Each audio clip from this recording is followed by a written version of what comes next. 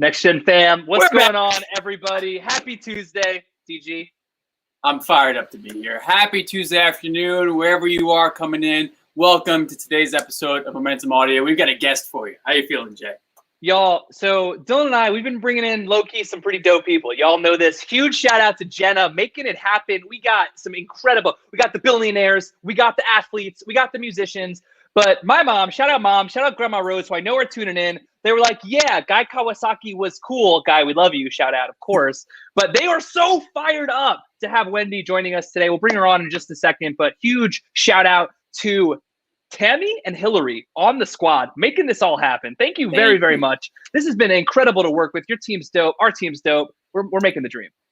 That's what it's about. When we get to learn from someone who is so dynamic, I think we'll unpack a bunch of her story here today. Everything you just mentioned, Jay, even the athlete part, we might get to the basketball career. She checks the box. So I'm fired up to have Wendy on stage. Anybody we got to shout out before we get her on here? Y'all, shout out to the Next Gen fam team joining in. We appreciate you. Get loud in the comments. We'll be going through your questions. We got a lot of questions on our own. But with that, we want to bring her to the stage. She's the founding partner of Urban Decay. Her bio, I can go on forever, but we're going to let her tell her story with Dylan and I. Welcome to the stage, Wende Zomnir. Wendy, what's going on? Good to see you. You guys have so much energy. It's going to be easy to talk to you. Wendy, you rock. We are so lucky to have you here. We want to dive right into one of the earlier stories, Wendy. So Justin and I were doing some research with Jenna. We found that there's a story, some fire, some plastic straws, and maybe your first entrepreneurial endeavor, selling some jewelry. It was a disaster. So I always knew, even when I was a little girl, I wanted to make things and sell them. And I didn't know what that thing was going to be. I never guessed it would be makeup. But I thought I could make jewelry. And I liked fire. I have to admit, I liked fire a lot as a kid. And I started burning straws. And I'm like, I could make little beads out of this. And I made these necklaces out of yarn and plastic beads made from burned straws. And I thought my mom was going to be super stoked and want one. And she was just like, Wendy, these are ugly. So I got shot down my first time out the gate, but kept trying. Just kept trying and kept great entrepreneurs. We keep going and we keep going.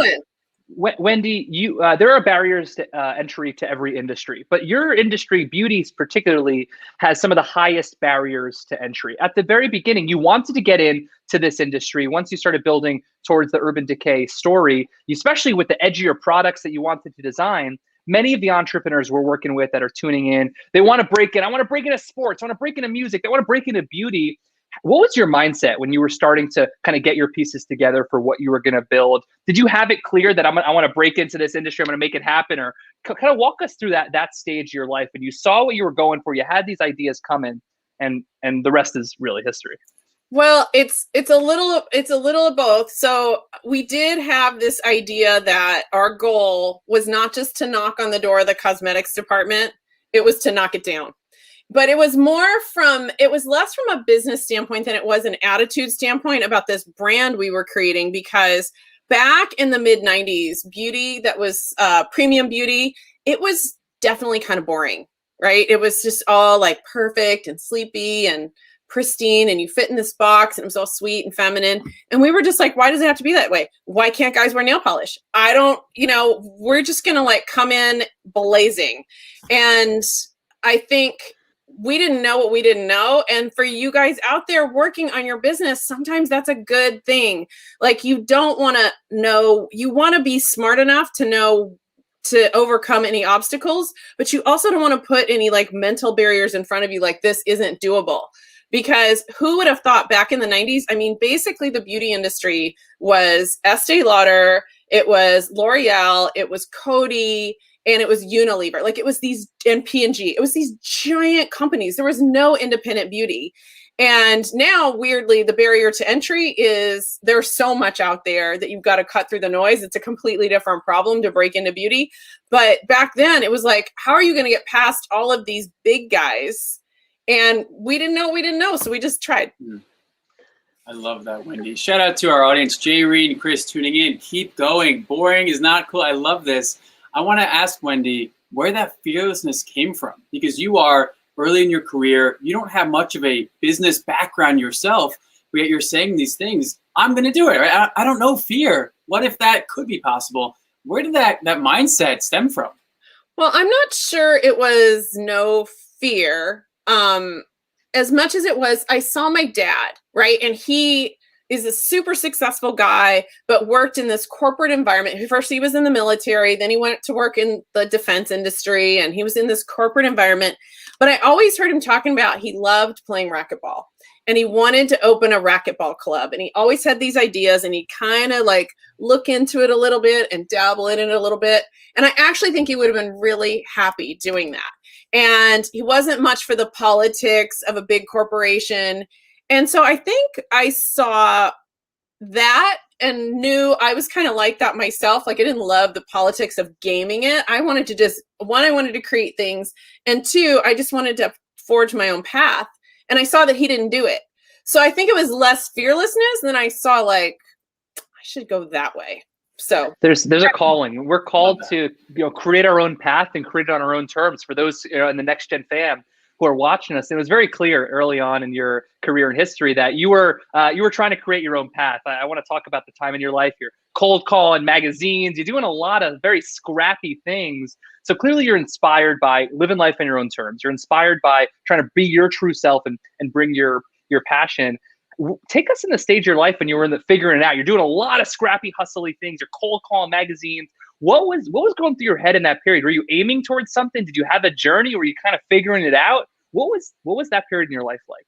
Well, I think the point you made was scrappy. And I think that's so important for entrepreneurs because most of the time you're not going to have the crazy budgets. So how are you going to stand out? And you brought up, cold calling magazines, which is, it's a little bit different world today with digital media being so important. I mean, back then it was all about the print media and you got your magazine. And I literally went to the front and looked up the editor and just started making phone calls and trying to get people on the phone. And that works. Just like put yourself out there. Like you do have to have a little bit of fearlessness and a little bit of like, no, you can't talk to them, a little bit of shutdown. You got to keep trying.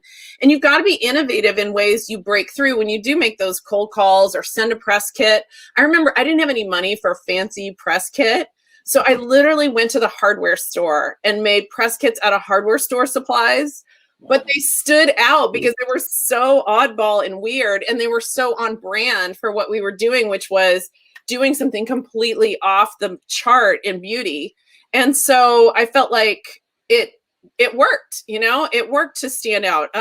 When we were trying to get people to help endorse our brand, I read somewhere that this band Garbage, you guys probably don't even know who they are, but they were huge in the 90s, and that they were recording in Minneapolis. And I went to the library and looked up the Minneapolis phone book and started calling studios until I found out where they were.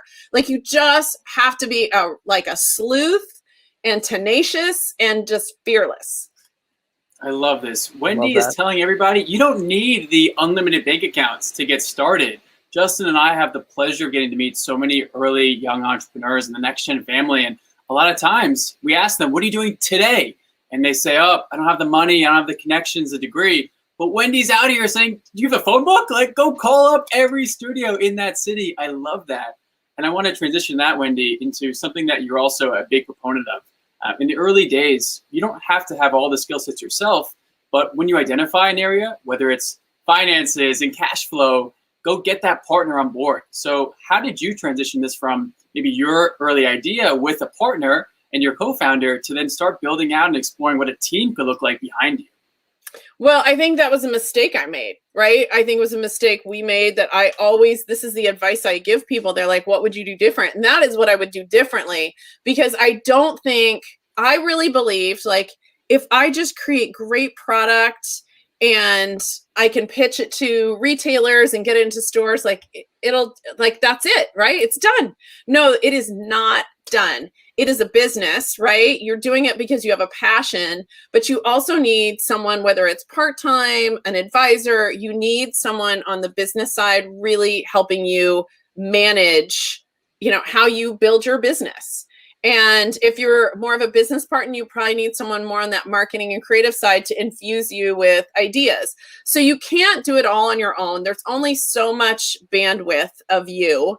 And you have to remember that, like, you have to tap into other people. And I think one of the amazing things about what's happening in our economy today is so many people do want to be available to do freelance work. So you really can build a scrappy team of experts without having to build a giant employee workforce. So be creative and resourceful with your staffing as well.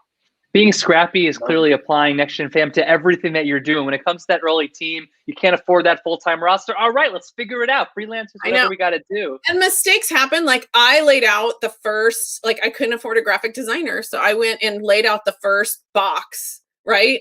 Did it myself. There was no one proofread it. And the word San Francisco is spelled wrong on it. So, you know, I love It'll be in the museum. It'll be in the museum. Wendy, when you're building your team, obviously the team has, since those early days, grown and become an incredible place, organization to be a part of. We're pretty biased. We think Next Gen, #1 place to join. You know, you're a talented young person. You know, humble plug, we're hiring a ton across a lot of fields. But you have been very focused, Wendy, on creating an organizational culture where employees have really meaningful work. You've talked about that being something that you value in terms of impact the most. When you were crafting your culture, obviously it's not necessarily one time, but over the years, the decades it takes to do, where did that come from? Why were you so in tune to creating that employee experience? And how did you do that at UD, creating such a vibrant, dynamic place that people really wanted to be a part of? Well, I think it started because the brand itself had a mission, right? And the mission was to, you know, really shake up the beauty industry. And there's a lot of female empowerment that goes along with that. And back in the 90s, that was really important. I mean, it's still important today, but it even more so back then. And so I think people joined the company with the mindset that they were joining a movement.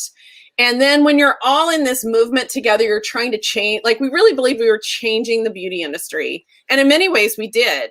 In many ways, we changed it from, like, what is acceptable in beauty, like, who is beautiful. We really democratized beauty, both from what it looks like and also who is allowed to play. Like, you didn't have to be, like, you know, go to some fancy school. Like, you could be an entrepreneur and be a really successful person in the beauty industry. So we broke down a lot of barriers. And that, I think, was the seeding of the culture. I didn't go in there with this grand idea, like, oh, there's going to be this amazing culture and we're going to have, like, you know, I don't know what snacks or whatever it is that make a culture. It wasn't that. It was, what are all of the cool things that we stand for, and people got behind that. And then, like, little things then you start to have sort of a reason for being, and then things add into it. Even little things, like, we ended up getting a building next door to ours because we needed extra space. And this building had, like, a giant lawn in front of it. And that felt so not like us. So we actually, like, plowed it out, planted raised bed gardens. And then we basically grow kale and strawberries and everything. And then we harvest it and the employees take it home. So that is, like, just a little manifestation of that earlier movement that started. Movement. I love that. I love that. Movement, exactly. We like to say it's the momentum movement here at Next Gen HQ. Yeah. It is a momentum movement. There you go. We've got our swag down here. We'll have to get a shirt and a hat over by you. Your shirt. I'm going to cut the sleeves off at that. Deal. Count us in. We'll get in one of the Instagram live fitness sessions. There we go. It'll be perfect fit. Yeah. Wendy, I want to stay on that because you are someone who I think really encapsulates the power of branding and framing, right? You could maybe level it up to marketing perhaps, but you said something when your first products were coming out. It was maybe the same product you were talking about, but in a whole different bottle and a whole different experience in a way. How did you think about the ways that UD in the early days was being set apart from the maybe not so crowded, but big players, crowded marketplace? How did you see your niche and then expand from there? Right. I think the product you're talking about is the nail polish. And most nail polish comes in, like, a sweet, pretty bottle. And we were looking at, like, how can we package this idea, right? And so I found a medicine bottle, and I'm like, let's put it in a medicine bottle. And now a lot of things are in this Boston round shape is what that bottle's called. It looks more medicinal and pharmaceutical. But back then, no one was putting nail polish or any cosmetics into a bottle like that. And it really helped tell our story. And it also made the brand more unisex because we've been very much, like, gender neutral from the beginning. Like, always, like, I would grab at trade shows, I'd grab Teamsters and get a Teamster to let me paint his nails. Like that was always my most fun thing. But I think products need to tell a story, and they can either tell the story of the inspiration behind that product, or they can tell a story about the brand. But I think your packaging, especially in beauty, like every single little thing helps to tell that story, and it helps create engagement and connection with your customers. So just remember, like all of those little details are really important. I mean, we did a naked palette. Those are kind of our best-selling palettes, these naked palettes. I think there's one sold like every 7 seconds or something crazy like that. But we made one called Naked Smoky. And I remember my parents, you know, they had like really boring, like old people furniture. But my friend's parents had this really cool, like modern smoky glass coffee table. And I just flashed back to that when we were like, we want to create a smoky eye palette. And so the whole palette looks like a glass coffee table from like the 80s. So that's sick. You know, that's like sick. Everything's got to tell a story. Being super intentional about every single 1% piece of the entire experience, because that will cascade for your consumer, your customer, even somebody who doesn't buy as prospective customer. They're going to see it. They're going to understand your mission. And the next gen fam who's tuning in with us, who's going to be listening to this once it drops, they know how the story finishes. They know where we continue to go. But we always want to take in the messy middle moments of, the close to the edge. Were there moments in your UD journey where you weren't 100% sure if you could keep going, if you were going to make it? Obviously, this thing really took off. Sales grew, acquisition to happen. Before that all went down, was there a time period when you really felt, I'm not sure if this is going to be the big success we want to? Yeah, I mean, I think it happens all the time, and every business ebbs and flows. Like you can be on fire and then something can happen, but then you've got to get back on fire. You got to figure out how to get back on fire. And I remember those days when it was like Friday night at the end of the month, and we weren't sure if we were going to, we didn't have enough warehouse staff to pack everything out when it was all hands on deck. And I remember we'd turn on Johnny Cash, Ring of Fire, and everyone was just the tape gunning and getting it out the door. So those are the kinds of things you just got to make it happen, even in those downtimes. And you're doing it. You're on the front lines, right? With the tape gun in hand, and CEO title doesn't matter, right? That's what you have to do. And you don't lose that. Game on. Anybody out there on the packaging front lines, Wendy's coming for you. I love that. So Wendy, you start to maybe get this traction initially, well before L'Oreal comes into play.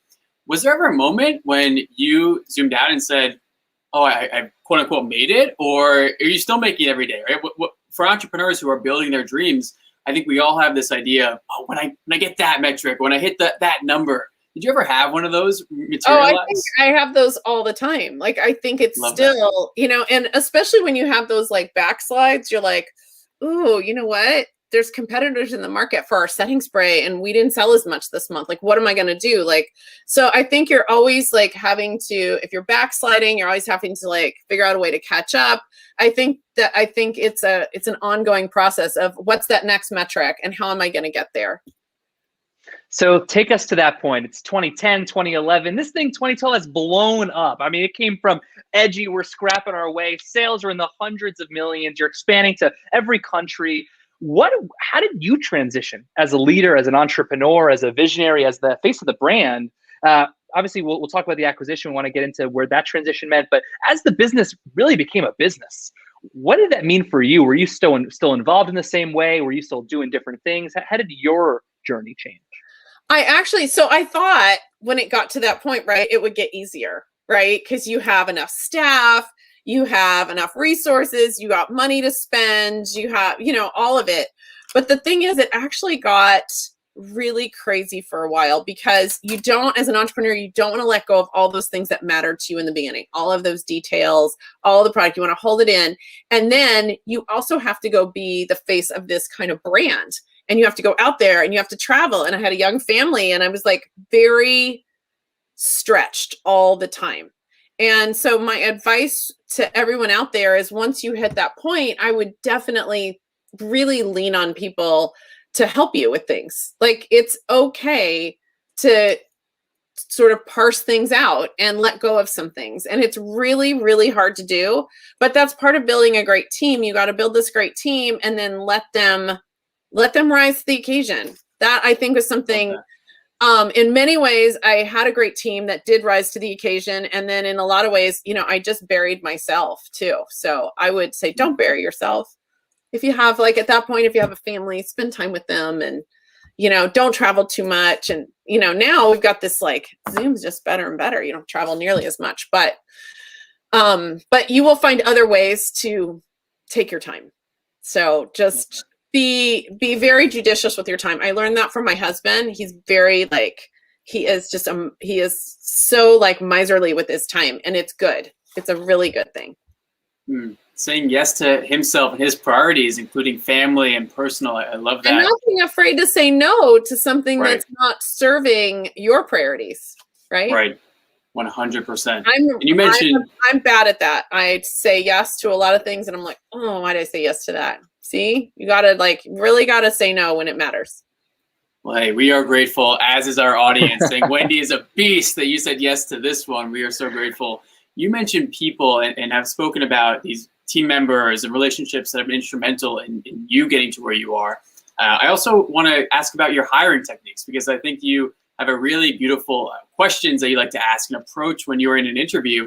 Could you shed some light on who you look for? If UD's in the hiring space right now, who's the person that you believe is coming in and succeeding, and how are you getting to suss it out in a way to make sure they're the right fit for your culture?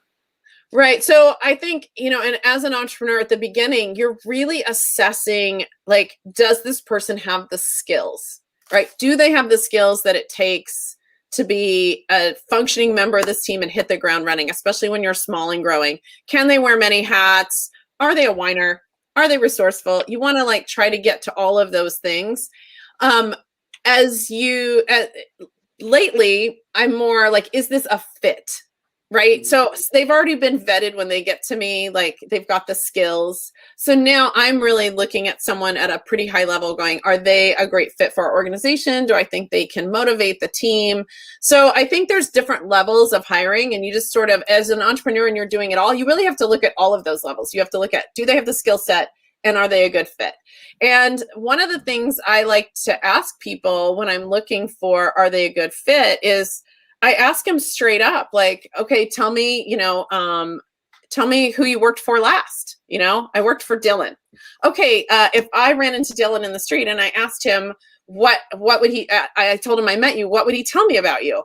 And it takes people back, right? As soon as they envision that person in their head, they kind of have a harder time stretching the truth, not being honest. Like they're recounting what you would say. So I think that is one technique I use and I love, is to ask what their assessment of someone else's referral would be.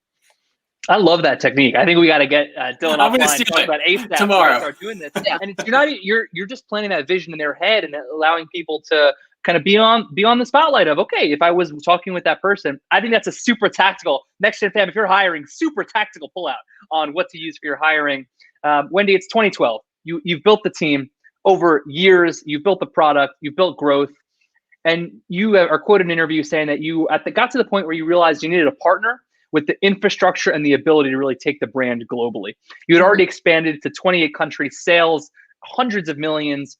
What was that period of the business in your life like? Did you 100% knew you wanted to get to that partner who had that broader reach, but it's your baby, you've been building this. So how did you approach the acquisition, process? What was the matchmaking process like? And emotionally, what was it like kind of going through that point? Well, so I think one thing to know is it wasn't something we immediately set out to do. It became very clear. So we had an office in the UK, we had an office in France, and we knew that there was global demand for our product, but running those two offices, it was killing us, right? That's how we knew we needed, and they were great people working there. It just is a whole nother level of logistics, organization, and operations that we weren't prepared to handle. So we knew we needed a global partner, and we went out and it was out there in the world that we were available for acquisition, and it was a pretty exciting time because you're going in and you're presenting your brand to all of these heavy hitters in the industry, and it was just a really cool and crazy time. And I don't know, it felt like L'Oreal bought us, and it just felt like they were the right partner at the time. It felt like they had the infrastructure and they could take this brand to a whole nother level. That's amazing. You didn't want to do it halfway. We wanted to just make it happen. So you're doing the thing, right? You got to go all in on that. I love it. And now you are about 9 years into this partnership, and you are still heavily involved day-to-day, vision setting, strategic level. How do you see your role today? How does Wende show up for Urban right now versus maybe pre-2012, pre-sale? What's the difference been like for you? Yeah, it's been an evolution over the 9 years even. I mean, I would say for the first few years, it didn't really look a lot different other than what I was saying before, where there was a lot of travel and a lot of there was a lot more PR, a lot of internal selling, which I was like, how did that happen? Where I have to now sell internally to get people excited. So that's a whole nother level of something that I encountered that I didn't expect.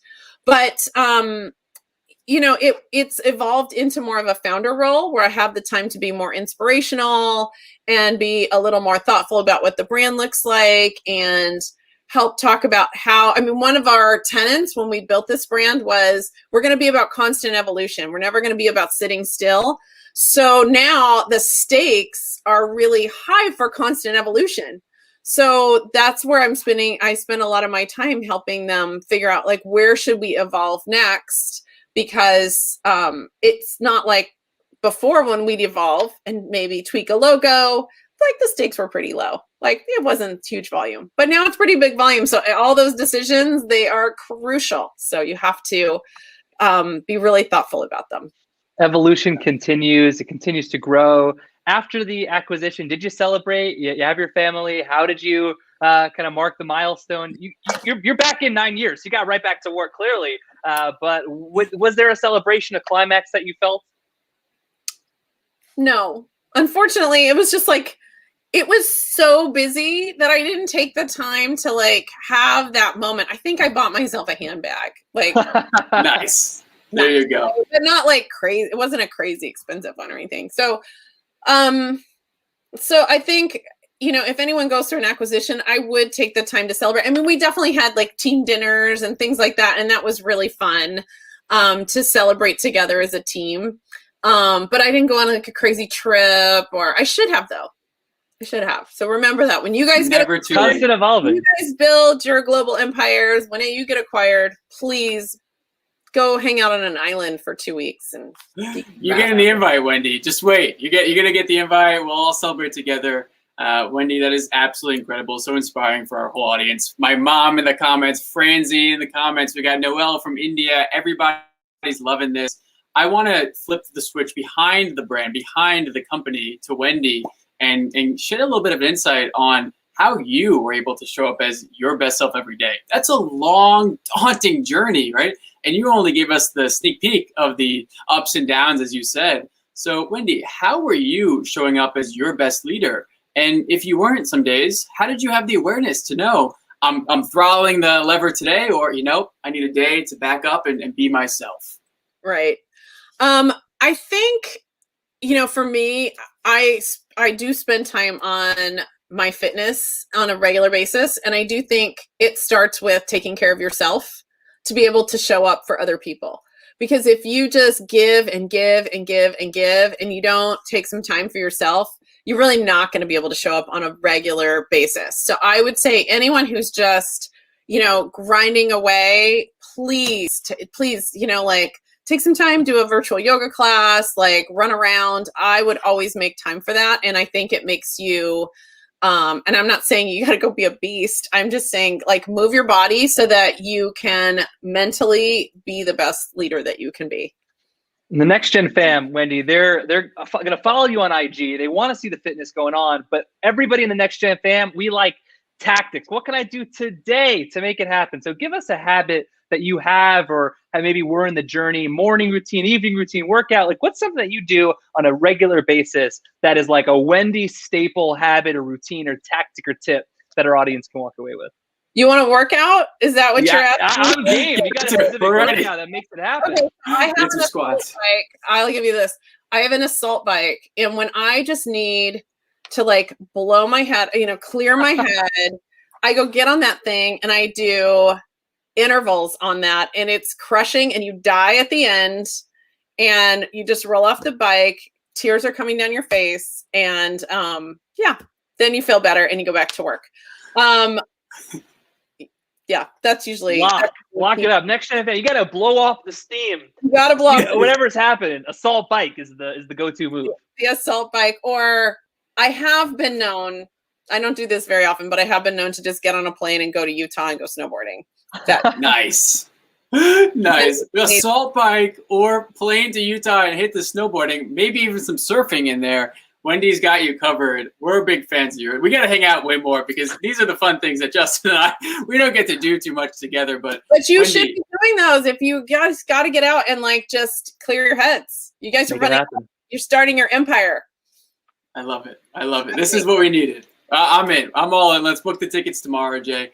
Wendy, I want to ask you about some of the other entrepreneurs that you're getting to meet now. You have this incredible career, tons of experience. I have no doubt that Justin and I are not the only two founders who are hitting you up for advice. What are some of the industries or the spaces of entrepreneurship in today's world, the next generation of entrepreneurs, if you will, that get you excited, that you're watching with a close eye and following and maybe even serving as a mentor to? Well, I serve as a mentor a lot in beauty, and I love doing that. And I take calls from people all the time, like, what should I do here? What should I do there? I have a friend who's starting a life coaching business. Like, anyone who knows me knows that you can reach out, and I love to help people who are getting their careers started and give them advice. And it's a lot of the same advice we talked about here, like be a good business person or find a good business person to partner with, to make time for yourself and build a great team. So it's all of the same basics over and over, but it's just how that looks to other people. In terms of industries, obviously tech is exciting, and I can't wait to see how that really converges with beauty in a big way. I think with the pandemic, one of the things we've just been through is in the industry I'm in, which is known as prestige beauty.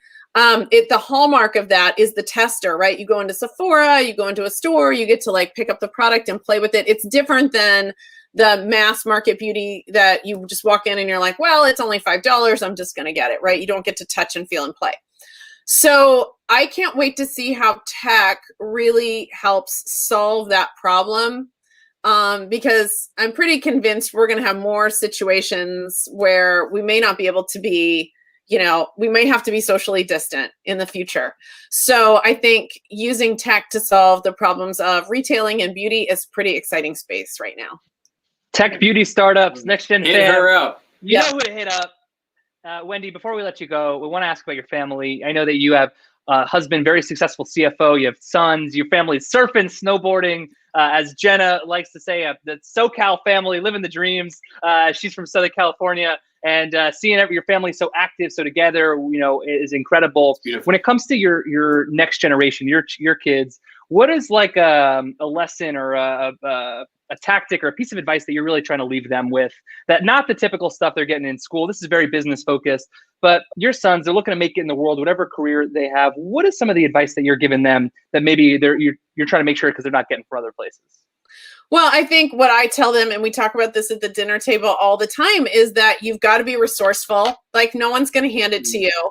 You've got to go out there, and I have one son who says he wants to be an entrepreneur, and I'm like, well, you've got to find you've got to find that space that is really key. And he's got to work on his selling skills. Like, we all have to be great salespeople these days, and you guys are great salespeople, I can tell. But that is a huge skill. Like, you've got to back up the selling skills with substance.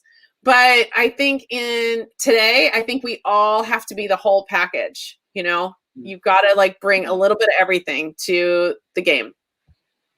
Wendy, you are amazing. We are so, so grateful to have had you on. Before we let you go, so positive. I'm not kidding. A shout out at the beginning. Momentum movement, Wendy. Set this up. That says everything about you guys.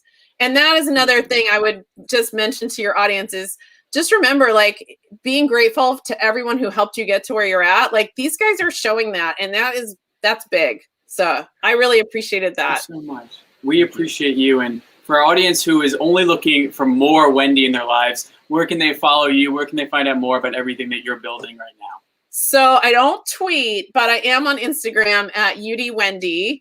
And I just joined Clubhouse, and that's really fun. See you there at Zominatrix. Y'all, Wende, catch her on IG, best. catch her on the Clubhouse. Wende Zomnir, founding partner, Urban Decay, an entrepreneur for us all to continue to learn from. Wende, thank you so much for joining us on Momentum Audio. Thank you for having me. I really appreciate it. It was really fun to talk to you guys. See ya. We'll catch you soon. I love her. I'm a huge fan. Goodness. Huge fan. Also, now we know why the moms know always. Moms are always right, Jay. Wendy's a total beast. I mean, forget about Urban Decay being a literally massive organization, hundreds of millions in sales, massive companies, massive acquisition, incredible team. She's saying, I scrapped my way through every bit. The team, the product, the press, media kits, hardware store. It's hilarious. And we didn't even get into all of the business side because that's out there. For those who want it, Google it. You'll go find it. There's incredible detail in entrepreneurial interviews. But Wende herself, the prototypical entrepreneur, she's applying that mindset to her relationships, her family, her life, balance, team, interviews, so many strategies, so many tactics. I had a blast. I had a blast. And y'all, I'm going to follow her on IG, but I'm going to follow her on Clubhouse because Next Gen, we're making moves tonight on Clubhouse. We're going tonight for those who are watching live. And Next Gen fam, we want to thank you so much for joining us in this episode of Momentum Audio. Huge thank you once again to Tammy and Hillary on Wende's team. And a massive standing round of ovation applause for Wende Zomnir, founding partner of Urban Decay, for joining us on Momentum Audio. We look forward to catching you back soon, Next Gen fam. The NGHQ team. We'll catch you soon.